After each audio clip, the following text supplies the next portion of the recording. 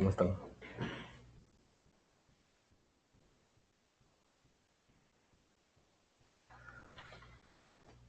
Bueno,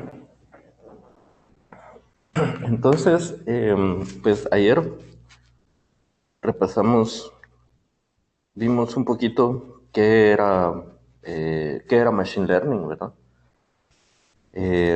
Algunas apreciaciones, cuáles eran las aplicaciones, eh, qué herramientas se necesitaba para poder aprender bien Machine Learning, eh, qué eran los modelos matemáticos y cómo se diferenciaban de los modelos, sobre todo los modelos compartimentados que ya habían visto.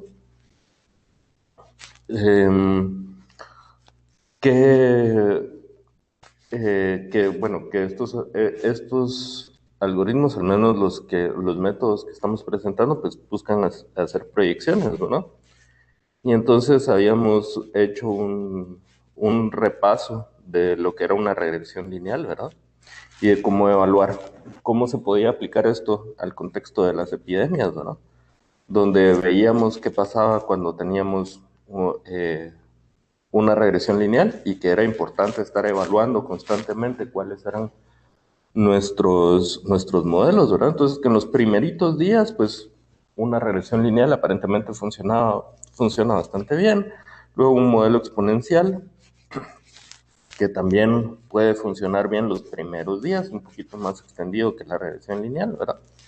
Pero que después ya no. ¿Por qué? Porque estos modelos asumen que la población es finita. Entonces, pues la idea era tomar un modelo logístico y al tomar un modelo logístico, pues se presentan varios problemas. Bueno, se presenta que por lo menos notamos ese problema de la población infinita, ¿verdad? Y además nos da otra información y la información adicional que nos da es que nos puede dar el punto de inflexión, o sea, dónde es el pico de la epidemia, ¿verdad? Y bueno, entonces, ¿cuál es la ecuación de esta curva logística? Hacia dónde tiende, y aquí nosotros tomamos que tiende hacia uno, ¿verdad? Cuando el tiempo tiende a infinito, aquí sería X, ¿no? Aquí sería X. Tiende a infinito, ¿verdad? Y que al final esto se podía ver como también una regresión lineal si nosotros hacíamos un poco de álgebra, ¿verdad? Ok, pero en el contexto de Machine Learning y sobre todo de clasificadores, nosotros vamos a utilizar de nuevo también esta curva logística, pero desde otro punto de vista completamente diferente, donde tenemos una curva logística que normalmente podemos decir que está acotada en tres. Entonces podemos decir que el cero puede significar un no y el uno puede significar un sí, ¿verdad? Y entonces podemos verlo, por ejemplo, para clasificación en el contexto de epidemias, como infectados o no infectados, en el contexto de desnutrición, por ejemplo, como si presentan desnutrición o no presentan desnutrición. Y entonces, en el caso en el que querramos hacer una clasificación un poco más fina, ¿verdad? Con no solo dos categorías, podemos hacerlo incluso con tres, ¿verdad? Como haciendo tres veces el mismo modelo, donde tenemos, por ejemplo, susceptibles y vemos si sí o no son susceptibles, si son infectados o no son infectados, si están recuperados o no están recuperados. Y luego, pues, aquí los datos se presentan de una forma distinta, ¿verdad? Se presentan como o ceros o unos, ¿verdad? Y entonces al tener esto como ceros o unos, entonces hay surge un problema, ¿verdad? En el que no tenemos una distribución normal de esos datos. Entonces surge el problema de cómo podemos hacer para validar. Ok, entonces antes tratemos,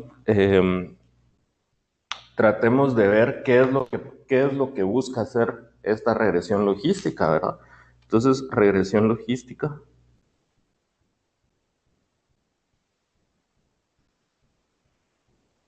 como clasificador.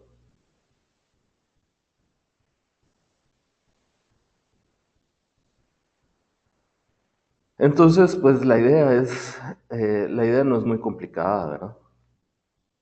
¿Cuál es la idea? La idea es que yo tengo aquí mi variable independiente y aquí tengo la respuesta, ¿verdad? Que la respuesta es sí o no, ¿verdad? Entonces, yo tengo mi conjunto de datos que esta vez los estoy poniendo un poquito arriba, pero en realidad están sobre la línea, ¿verdad? Es 0 y 1, ¿verdad? Y acá también tengo otro conjunto de datos. Digamos que en la vida real yo también voy a tener algunos datos aquí, ¿verdad? Y aquí voy a tener algunos datos aquí. La idea es que la mayoría pues tenga un patrón que sea de esta forma, ¿verdad? Entonces yo hago mi regresión lineal, mi regresión logística, ¿verdad? Entonces voy a obtener una curva que va a ser algo así. Entonces, es que el resultado cuando yo evalúo, al evaluar, evaluar la función logística o esta función, ¿verdad? Eh, obtengo ceros y unos, ¿no? ¿Por qué? Porque estas, los que están familiarizados, estas son asíntotas, ¿verdad? La recta y igual a cero y la recta y igual a uno. Son asíntotas, entonces quiere decir que cuando nosotros nos vamos hacia, en X, hacia la izquierda, tan lejos como nosotros querramos, pues esto se va a ir acercando y acercando a uno, nunca lo va a tocar. Y cada vez se va a acercar más, perdón, a cero, pero nunca lo va a tocar. Y cuando nos vamos muy lejos hacia la derecha, pues se va a ir acercando a uno y se va a ir acercando cada vez más, pero nunca lo va a tocar. Entonces, nunca voy a obtener 0 y 1. Entonces, ¿cómo hago yo para clasificar? Por ejemplo, si ahora yo quiero clasificar, de acuerdo a este modelo, ¿verdad? Un punto que se encuentra por aquí, ¿sí? Entonces vengo y lo evalúo acá y supongamos que este valor de aquí me da 0.6. Entonces, ¿cómo clasificar este valor? Entonces, ¿cómo funciona? Es que si el valor es mayor que 0.5, entonces lo asigno como 1, y si el valor es menor que 0.5, entonces lo asigno como un 0. ¿Sí? Y así es como hago mi clasificación. Ok, pero supongamos, pero entonces ahora la gran pregunta es, ¿cómo sé si mi modelo es bueno?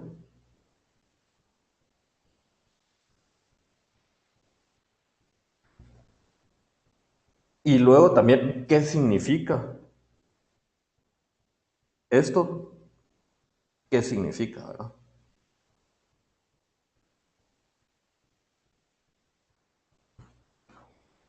¿Qué significa que un modelo sea bueno? Que un modelo sea bueno quiere decir que las proyecciones que va a hacer son buenas, ¿verdad? Sí. Esto es buenas proyecciones.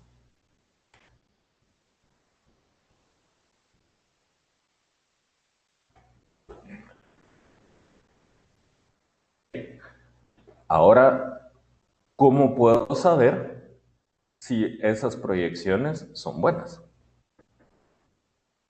Entonces, lo que se hace es que recordémonos, ¿verdad? Que estos métodos necesitan datos.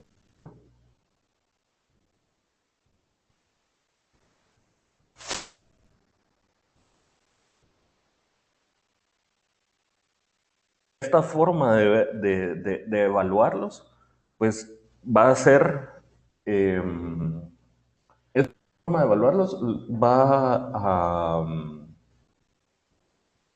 a ver cómo decirlo, es válida, ¿verdad? Para los otros dos métodos que vamos a ver el día de hoy, ¿de acuerdo? Que vamos a ver así con el día de hoy. Entonces, aquí pues se necesitan datos, ¿verdad? Y entonces, ¿qué es lo que hacemos? Lo que hacemos es que dividimos los datos en dos partes. Y usualmente estos porcentajes pueden variar, ¿verdad? Pero usualmente más o menos el 80% de los datos se va para un lado y el 20% de los datos se va para el otro lado. ¿Sí? Y entonces a este 80% de los datos se les llama el conjunto, perdón, el conjunto de entrenamiento del modelo, ¿verdad? O en inglés, ¿verdad? El training set. Y este es el conjunto de validación o el test set. Test. ¿Y cómo se escoge este 80% o este 20%? Esto se hace aleatorio. No sé si vieron esto en la parte de programación, pero bueno, agarrar de forma aleatoria, generar números aleatorios con una computadora, pues no se puede, ¿verdad? Entonces, esto en realidad sería todo aleatorio, ¿verdad? Pero nosotros no vamos a entrar en esos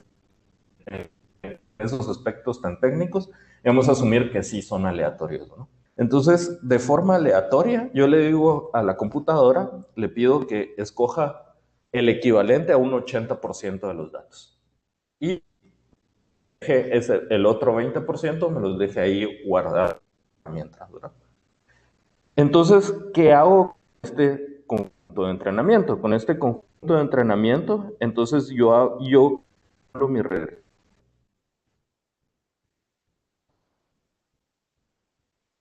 Y entonces al calcular mi regresión, pues obtengo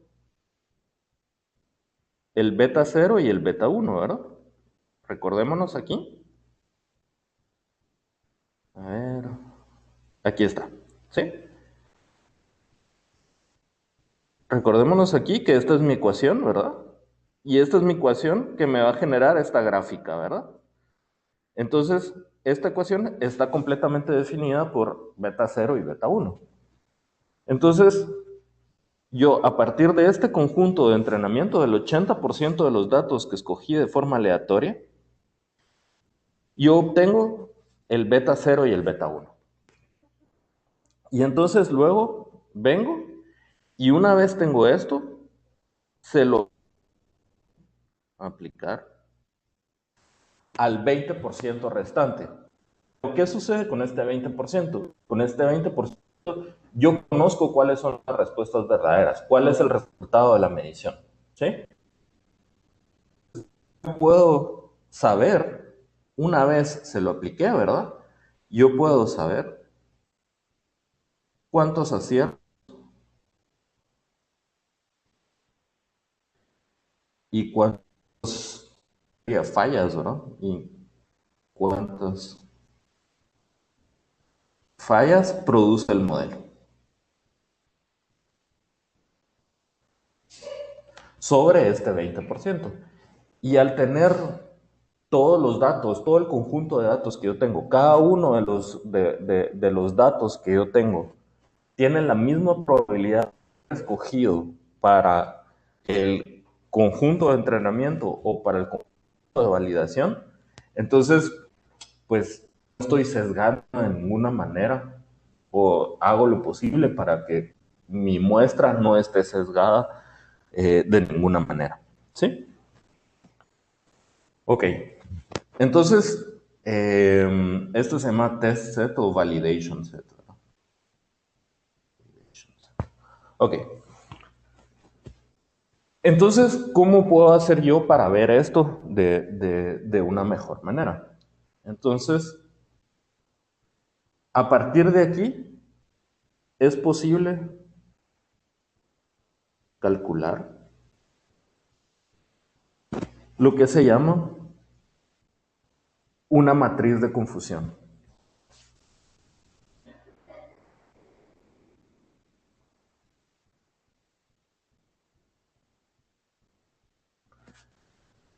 Y una matriz de confusión, a pesar de que el nombre diga que es de confusión, en realidad es muy sencilla. Es una matriz de 2 por 2. ¿Sí? Entonces la vamos a llamar M. ¿Y qué entradas tiene? Las entradas que tiene son los verdaderos positivos, o sea, los verdaderos sí, o sea, cuando el modelo viene y predice sí, y a la hora de verificar con los datos reales, ¿verdad? En efecto es un sí. Luego tengo los falsos positivos. ¿Qué quiere decir esto? Quiere decir que mi modelo predice sí, pero el dato real dice no. ¿Sí? Luego tengo los falsos negativos, que es que mi modelo predice no, pero el dato dice sí. Y luego tengo los verdaderos negativos, que es que mi modelo dice no y el dato dice no, ¿verdad? ¿Sí? Entonces, si quieren, pongamos aquí, VP es verdaderos positivos,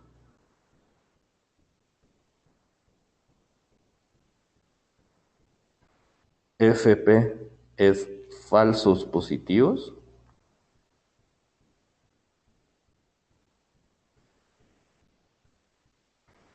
FN es falsos negativos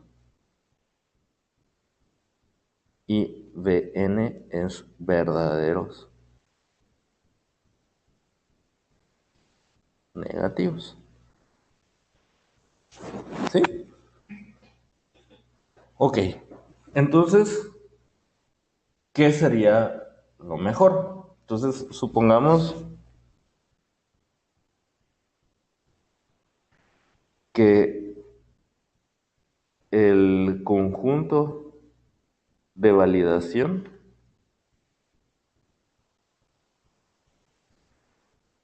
es de tamaño K.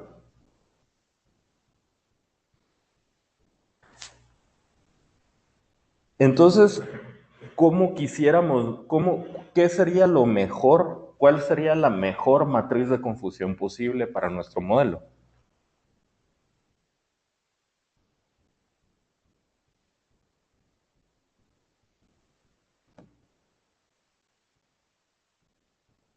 Una matriz de confusión que tendría así, por ejemplo, un K1 y un K2, ¿verdad?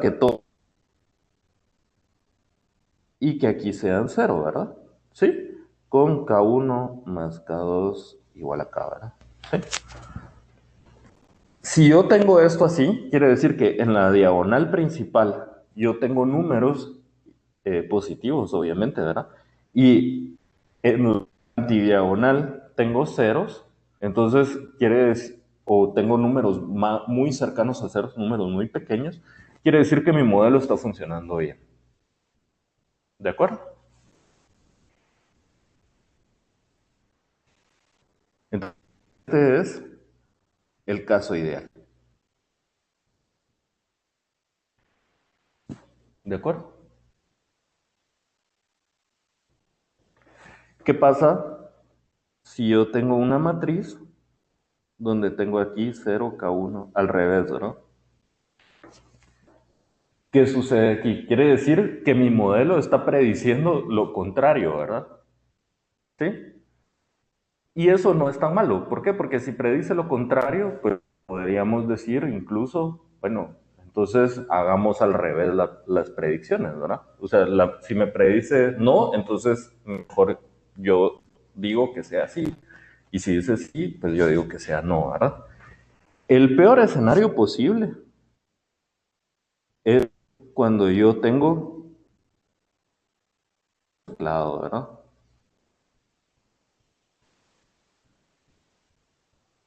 Cuando yo tengo aquí todo mezclado, eso es casi como que estuviéramos tirando una moneda al aire y entonces mi modelo no me sirve de nada. O sea, es lo mismo adivinar, adivinar así completamente al azar cuál sería el resultado que construir un modelo. Me voy a romper la cabeza construyendo un modelo. ¿Sí? Entonces este caso, digamos, no tan malo, ¿verdad? Y este caso sí es malo. ¿Por qué? Porque es lo mismo, es casi hacer lo mismo que tratar de adivinar, ¿verdad? ¿Estamos hasta aquí?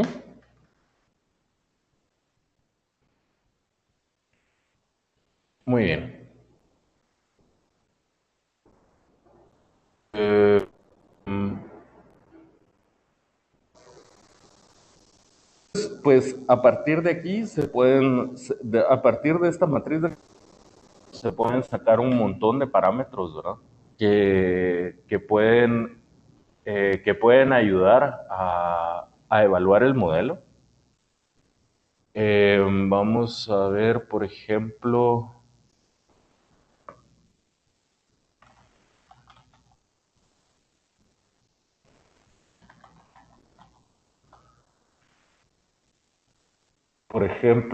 a ver,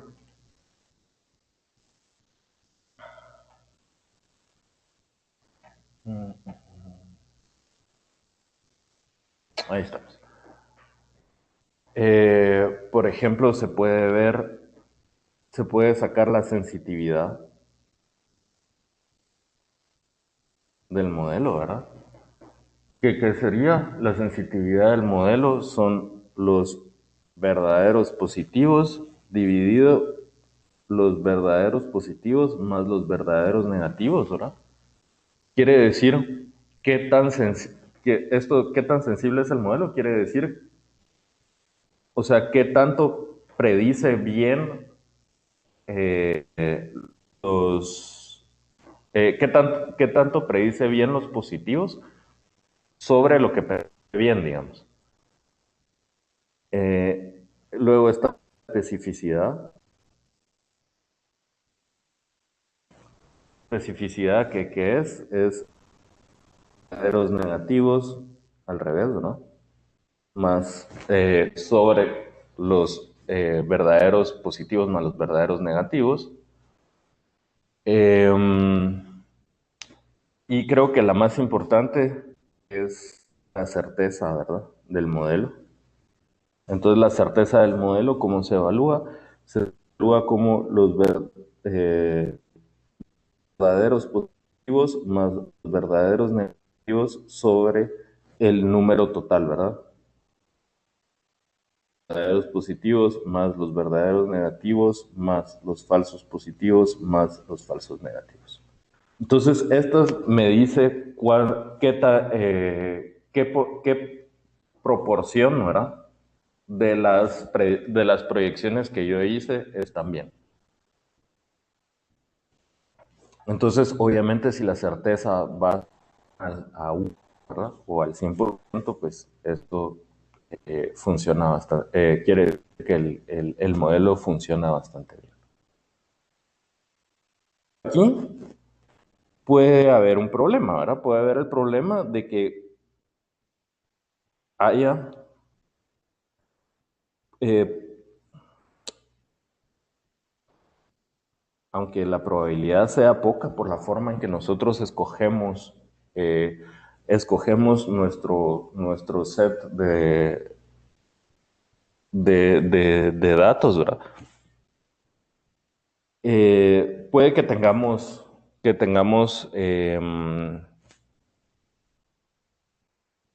¿cómo sería?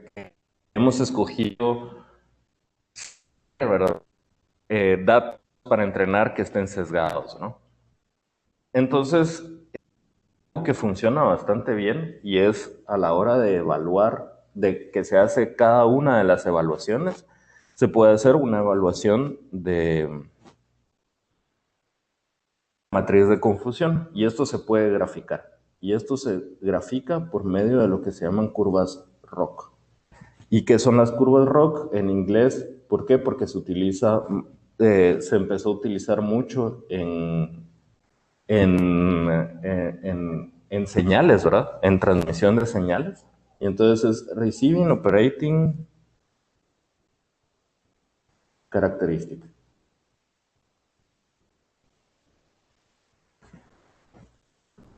Y entonces, ¿qué es lo que tenemos acá? Estas curvas, pues básicamente acá tenemos los verdaderos positivos sobre la cantidad total eh, de muestra que tenemos, ¿verdad? Y luego tenemos los falsos positivos dividido en la cantidad total. Ok. Entonces quiere decir que estamos usando solo los que nosotros predecimos como positivos, ¿verdad? Sí. Entonces, a ver, ¿creen ustedes que sería el mejor escenario posible para dibujar una curva acá? Entonces, obviamente, esto llega hasta 1 y acá también llega hasta 1, ¿verdad? Entonces, pues, que nuestra curva va a estar dentro de este cuadrito, ¿verdad? ¿Por qué? Porque no podemos tener de muestras, ¿verdad? No podemos tener, sí, no podemos tener más verdaderos positivos que lo que tenemos de muestra y más verdaderos negativos que lo que tenemos de muestra.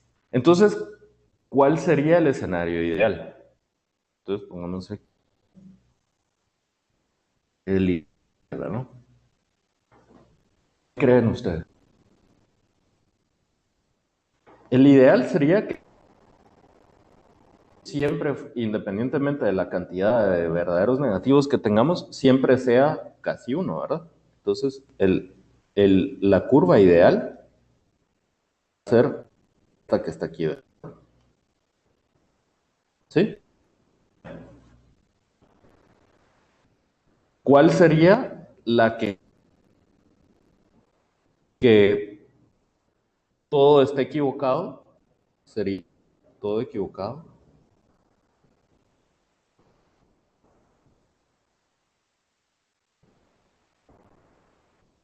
Esta de acá, ¿verdad?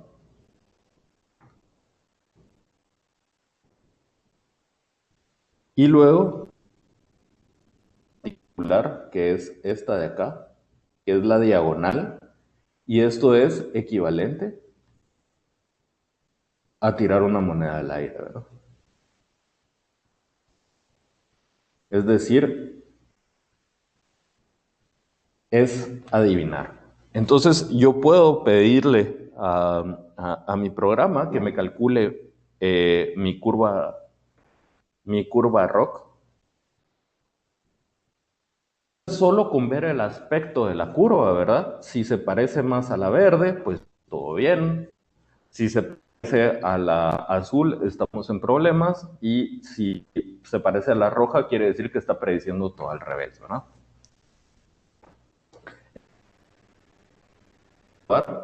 O cómo saber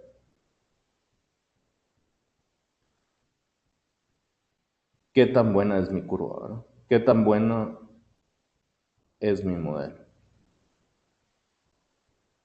Entonces, lo puedo evaluar por medio de la matriz de confusión y ver las certezas, ¿verdad? Eso, pues, está bastante bien.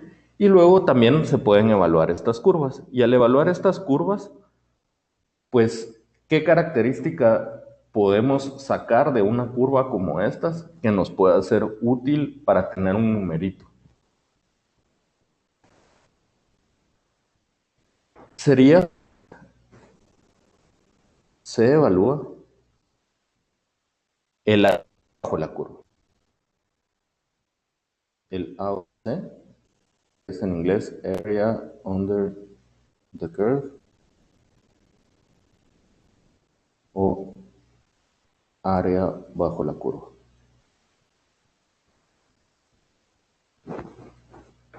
Entonces, si yo tengo un AUC, que es igual a 0.5, quiere decir que es la mitad de este cuadro, ¿verdad? ¿Qué quiere decir? Quiere decir justo el caso en que tenemos esta diagonal. Entonces, esto es adivinar. Es equivalente a adivinar.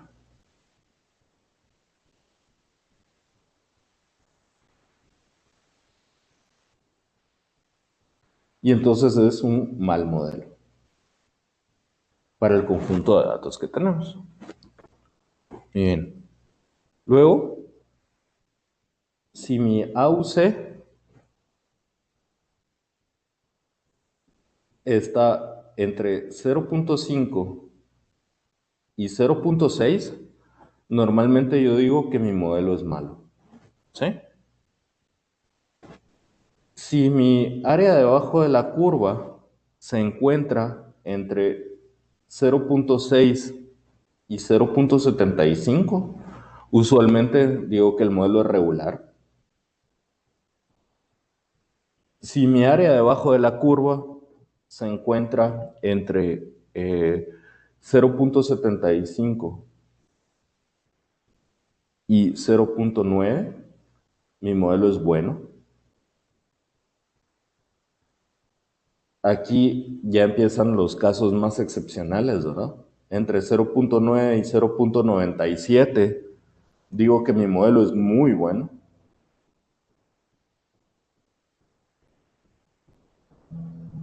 Y entre 0.97 y 1 es excelente, ¿verdad? Y usualmente esto sí es muy difícil de conseguir, ¿verdad?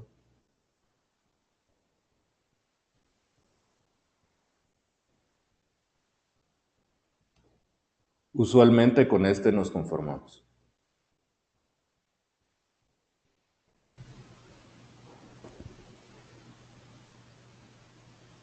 Incluso he visto artículos que se conforman con este, ¿verdad? Pero tratemos de no, tratemos de conformarnos con el bueno, ¿verdad? ¿Sí? Usualmente, por ejemplo, un 0.8 ya es bastante bueno, ¿verdad? ¿Sí? Ok. Entonces, esta es la forma en que normalmente se evalúan con estos dos tests, ¿verdad? Es que normalmente se evalúa se evalúa qué tan bueno es nuestro modelo. Puede aplicar, por ejemplo, a la regresión logística, ¿verdad? Podemos ver entonces ahí qué tan bueno es nuestro modelo. Muy bien. Entonces, ahora pasemos a ver la idea eh, de otro tipo, otro algoritmo, ¿verdad? Que es uno que se conoce como SVM en inglés, ¿verdad? Esto significa Support Vector Machine. O máquinas de vector de soporte, también en español, ¿verdad? ¿Y qué es el SVM? El SVM es también un clasificador. ¿Sí? Y entonces, aquí, ¿qué es lo que cambia? Solo regresando a la regresión logística, así como se pueden hacer regresiones multivariables, también se pueden hacer regresiones logísticas con varias variables, ¿verdad? Sí. Aquí vamos a suponer, aquí sí no podemos solo con una, ¿verdad? Aunque en teoría se puede, pero no es, o sea, creo que no sirve de nada. Necesitamos al menos dos variables independientes.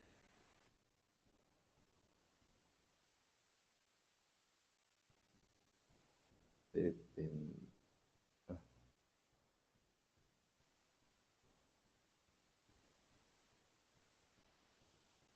Necesitamos al menos dos variables independientes, ¿sí? Y una variable dependiente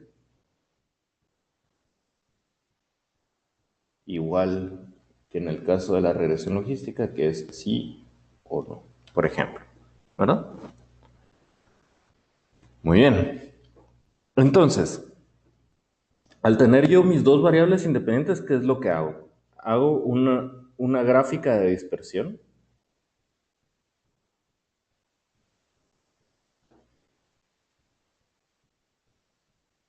o en Excel como scatterplot, ¿verdad?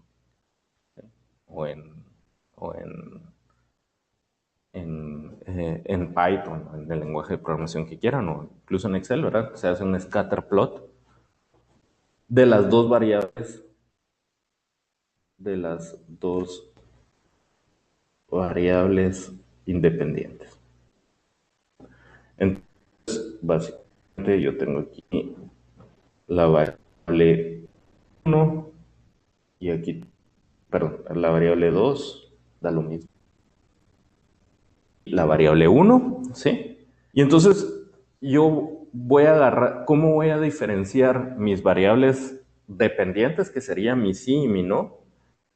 Voy a variar en el color, ¿sí? Entonces, que yo tengo un conjunto de datos que se ve de esta forma. Este, pues, es mi sí. Luego tengo un conjunto de datos acá. En la vida real esto no es tan así, ¿verdad? Y este es mi no. Entonces, ¿cuál es la idea? Así como está la cosa, a alguien se le ocurre cómo podemos hacer para clasificar estos dos conjuntos de datos.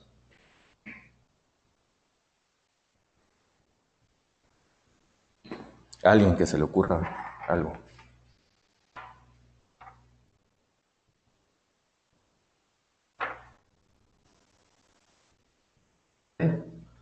Ok, la forma es tomar una recta que separe a los dos. ¿Sí? Entonces, por ejemplo, yo vengo y hago mi proyección, ¿verdad? Hago mi proyección. Y entonces, por ejemplo, yo tengo un conjunto de datos que está acá.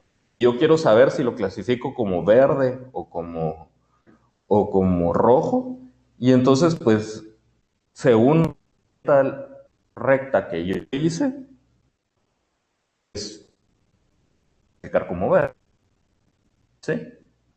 Pero ¿quién dice que esa es la mejor? Podríamos tener el caso, ¿verdad? En el que, qué sé yo, por ejemplo, tengamos esta recta, los puntos rojos de los puntos verdes, ¿verdad? Pero aquí ese punto amarillo que tengo ahí, pues se clasifica como rojo, ¿verdad? Entonces, ¿cuál es, cuál es la mejor recta?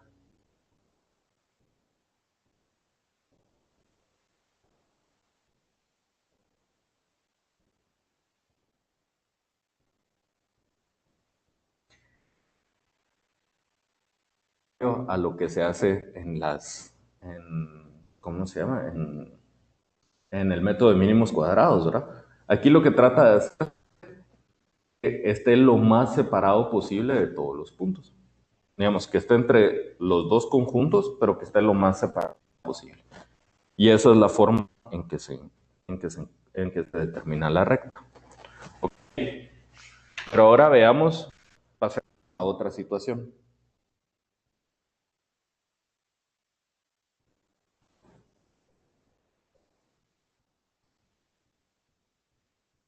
Supongamos que ahora mi conjunto de datos es así.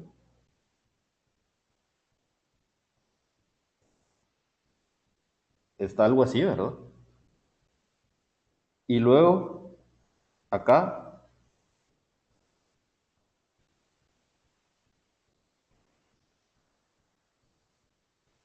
se encuentra algo así. Ok, aquí trazar una recta está difícil, ¿verdad?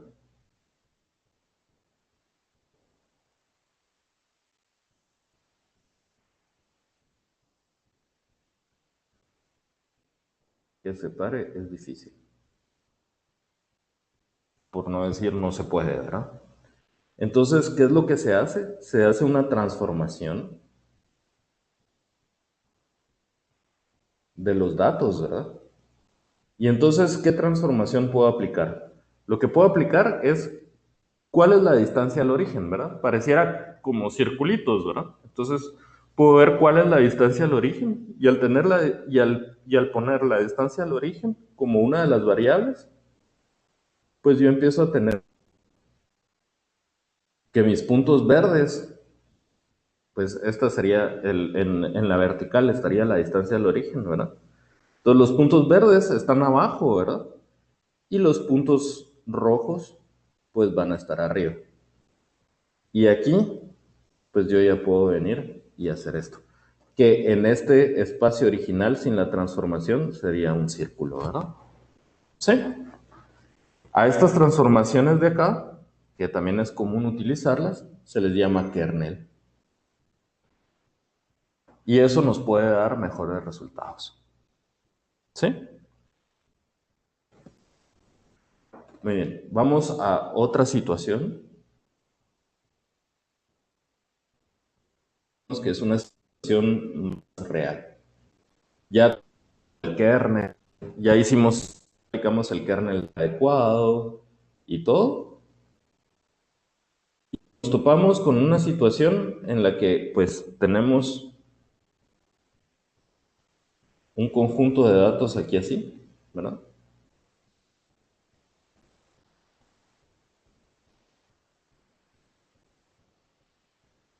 Y otro conjunto de datos aquí así. Y entonces quiere decir que se van como mezclando, ¿verdad? Entonces, ¿qué opciones tengo? Una es trazar una recta que venga y haga esto. Acá igual yo voy a tener puntos rojos debajo de la curva. O si no, la otra opción que tengo es venir y hacer esto, tener más cuidado, ¿verdad? Y encontrar eh, una curva que vaya separando realmente los puntos, así. ¿Sí? Son opciones que se utilizan. Ya sea hacer una curva, y entonces eso es un proceso un poquito más complicado, y la otra es seguir haciendo una recta, pero a esa recta yo le doy cierto margen de error que le permito al modelo, ¿verdad? Y entonces eh, esto se puede ver con distintos parámetros, ¿verdad? Y sobre todo el que le da tolerancia permite con, digamos, con cierta tolerancia, ¿verdad? Y este es un parámetro que se llama regularización. Y básicamente es decir cuál es la proporción cuál es la proporción máxima que yo permito que se equivoque, digamos, mi recta, ¿verdad? A la hora de... Es lo que hace. Entonces, de nuevo, ¿cómo evaluamos el modelo? Otra vez, esto se puede hacer perfectamente, se le puede aplicar perfectamente una materia de confusión, ¿verdad? Y al aplicar, y también se puede aplicar perfectamente una curva roja. Ok, vamos. Otro modelo es el de random forests o bosques aleatorios. Este conceptualmente tal vez es un poquitito más complicado, em, pero se basan en un método de clasificación que se llama árboles de decisión.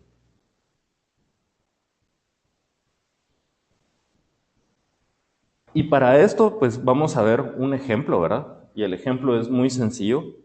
Es, por ejemplo, yo tengo aquí uno, así, subrayado, uno, cero también, y luego tengo aquí cero, cero, cero, cero. Este es mi conjunto de datos, ¿sí? Y yo quiero saber, y quiero un modelo, quiero clasificar ceros y unos. ¿Sí? Entonces, ¿qué es lo que hago? Lo que hago es tomar aquí mi conjunto, ¿verdad? Y pregunto, ¿será que es verde? ¿Sí? Y entonces yo puedo tener aquí, puedo contestar por sí o por no, ¿verdad? Entonces, sí, no. Entonces, ¿qué es lo que me queda acá? Me queda cero, cero, cero, cero. Muy bien, aquí solo tengo ceros, entonces ya terminé, ¿verdad? Sí, de este lado de mi árbol. Pero aquí, ¿qué tengo? Aquí tengo, pues, a ver, uno, uno y cero. Entonces, todavía no he terminado porque todavía tengo un cero. Entonces, ¿cuál sería la siguiente pregunta que puedo hacer? La siguiente pregunta que puedo hacer es,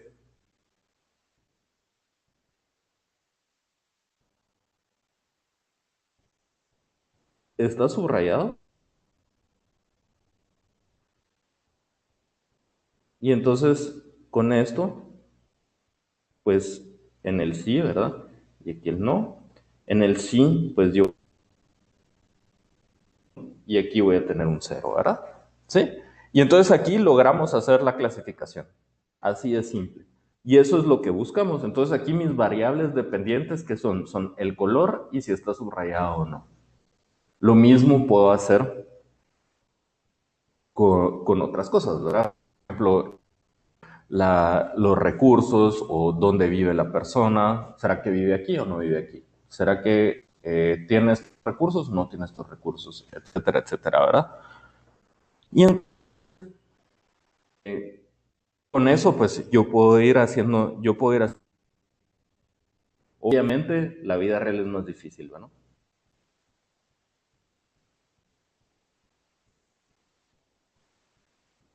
Entonces, ¿cómo funciona la proyección aquí? Supongamos que yo tengo un dato y es este, ¿verdad?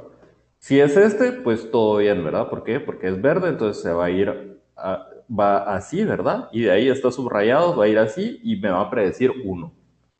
Pero ¿qué pasa si yo tengo este? Si yo tengo, pues me va a predecir que sí, ¿verdad? De ahí está subrayado, me va a predecir que sí, entonces yo voy a creer mi algoritmo que es uno. Y ahí tengo un positivo, un falso. ¿Sí? Igual puede darse el caso en el que tenga un uno aquí, ¿verdad? Así. Y entonces es verde, no, y se va a ir para acá y es un uno, ¿verdad? Entonces este va a ser un falso negativo, ¿verdad? Lo va a predecir como un falso negativo. Solo para ir viendo cómo es que funciona, cómo es que funcionan las proyecciones aquí. Pero también tomemos en cuenta estos datos de acá, ¿verdad? Y yo puedo generar otro árbol. ¿Cómo puedo generar otro árbol? Por ejemplo, primero decidiendo si está subrayado o no está subrayado. Entonces, si está subrayado, pues solo tendría un nodo, ¿verdad? Solo tendría una rama y listo. Y entonces solo vería si está subrayado o no está subrayado. Y aquí podría obtener con eso predicciones distintas. Entonces, ¿cuál es el problema de solo utilizar árboles de decisión? El problema es que la varianza en las predicciones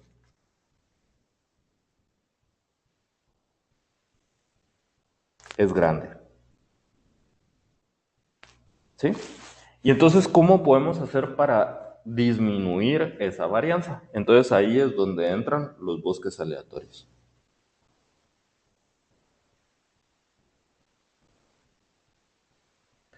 ¿Y qué son los bosques aleatorios? Los bosques aleatorios es, como lo dice el nombre, ¿verdad? Muchos árboles de decisión.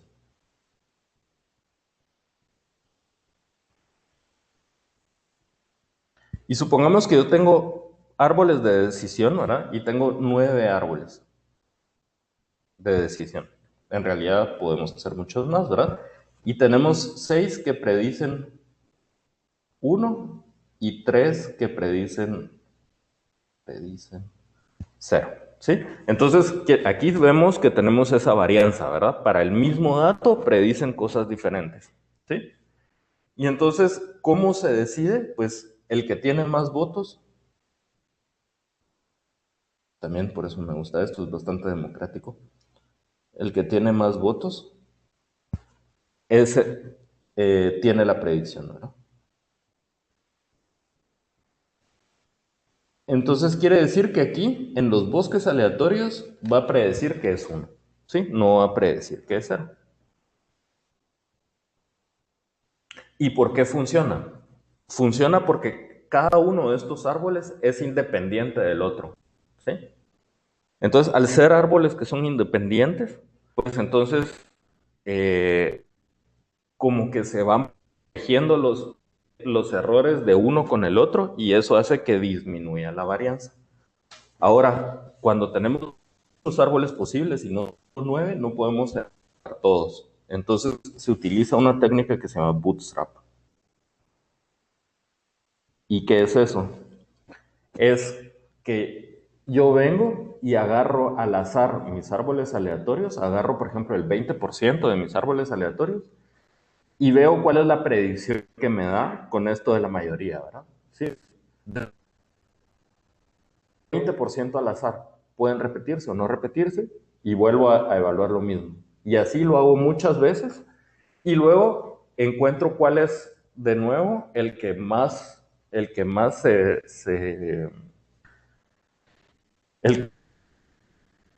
entre todas esas instancias que hice al azar y esa es la predicción que me da. Y esto es una técnica que se utiliza muchísimo para disminuir varianzas.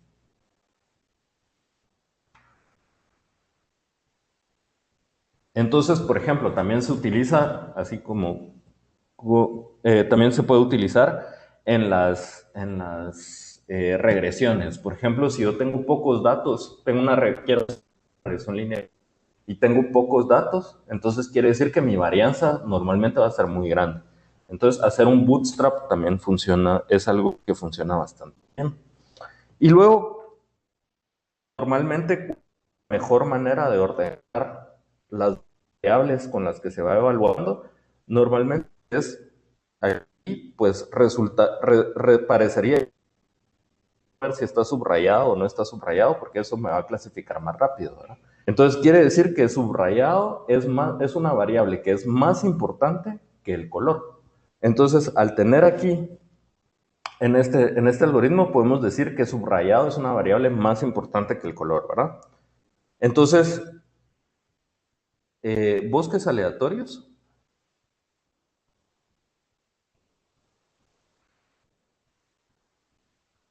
permite determinar la importancia de las variables.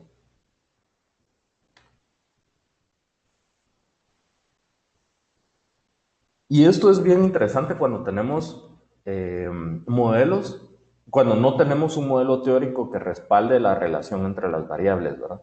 Entonces ya sabemos, o sea, podríamos tener un indicio a dónde buscar, a dónde ir, con qué variables ir buscando mi modelo teórico, ¿verdad? Si es que nos interesa hacer algo más parecido a los compartimentados.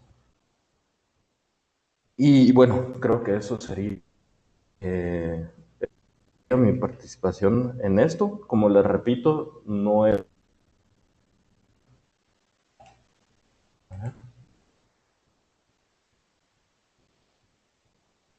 no pasa nada. De todas formas, ya terminé y les voy a... y estoy compartiendo estas notas de acá.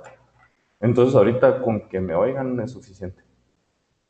Eh, con lo que quería terminar es que, bueno, les repito, en 2 horas no da tiempo de aprender realmente Machine Learning, ¿verdad? Eh, es un tema que cada vez está más de moda, creo que es importante aprenderlo, ¿verdad? Cada vez se utiliza más, es bastante poderoso, pero creo que hay que tener bastante cuidado también con lo que se hace. Y hay un montón de plataformas para aprender, hay cursos online, hay libros, hay un poco de todo. Entonces,